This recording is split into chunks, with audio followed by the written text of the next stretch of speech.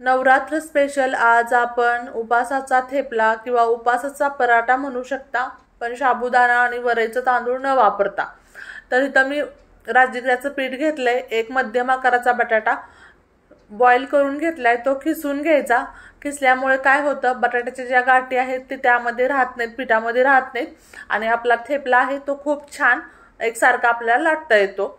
आता यामध्येच आपण अर्धा कप राजगिऱ्याचं पीठ घालते।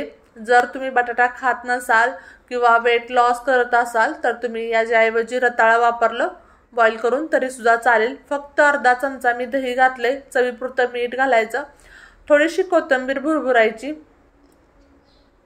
त्यानंतर अर्धा चमचा भाजलेल्या जिऱ्याची पावडर वापरायची, खूप छान टेस्ट येते। आणि हा मिरची आणि आल्याचा ओबडधोबड केलेला ठेचा, कलर छान येण्यासाठी यामध्ये मी बेडगी मिरची पावडर वापरलेली आहे। आणि पाण्याचा हात न घेता आधी हे पीठ मळून घ्यायचं। जर हे पीठ तुम्हाला ड्राय वाटलं तर यामध्ये पाण्याचा हात घ्यायचा आणि थोडंसं जर लूज वाटलं तर यामध्ये आणखी थोडंसं एक चमचाभर मी पीठ घालणार आहे। मला थोडंसं हे पीठ लूज वाटते, तर हे पीठ आपण मुरायला वगैरे ठेवायचं नाही।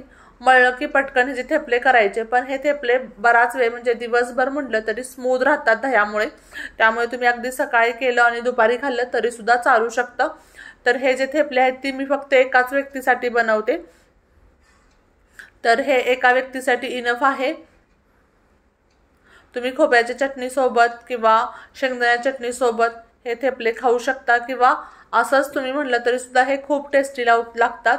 आता हे पीठ छान मी मळल्यानंतर एक 2 थेंब मी तेलाचे घेते आणि पुन्हा 1 मिनिटभर हे पीठ मस्त असं मळून घेणार आहे। आता आपण हे जे छोटे छोटे गोळे करून घेऊया, कारण थेपले हे पातळ असे असतात, जास्त जाड नसतात। स्क्रीनवर दिसतं या पद्धतीने आपण हे गोळे करून घेऊ। 3 गोळे तयार झालेले आहेत।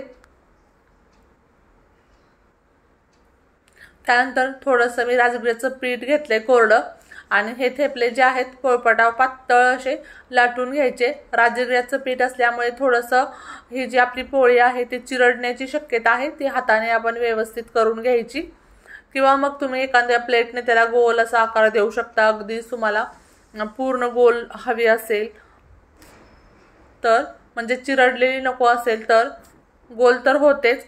मी ज्या पद्धतीने स्क्रीनवर हाताने व्यवस्थित केले तसं मी करून घेते। त्यानंतर तवा गरम करायला ठेवायचा, तवा छान असा आधी गरम करून घ्यायचा आणि मगच त्यावरती आपण थेपला भाजून घ्यायचा आहे दोन्हीकडून।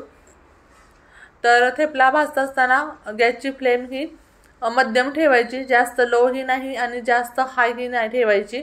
आता तुम्ही ह्याच्यावरती साजूक तूप लावू शकता किंवा तेल लावू शकता तुमच्या आवडीनुसार, मी तर तेलच लावते।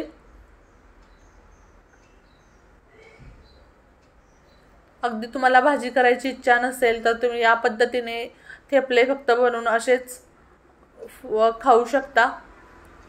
दोन्ही बाजूने खरपूस असा हा भाजून घ्यायचा थेपला। छान मस्त आपला असा थेपला फुगलेला आहे।